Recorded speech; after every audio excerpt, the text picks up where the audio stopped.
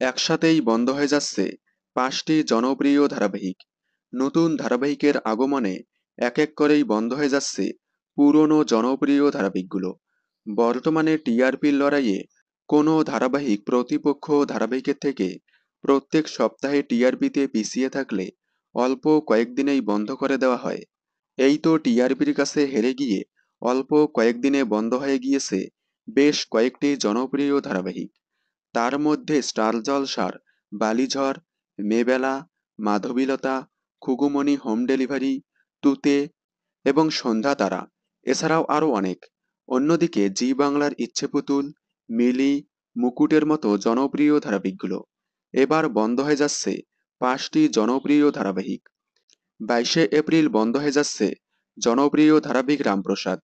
আগামী ২৪শে এপ্রিল বন্ধ হয়ে যাচ্ছে স্টার জলসার জনপ্রিয় ধারাবাহিক লাভ বি আজকাল।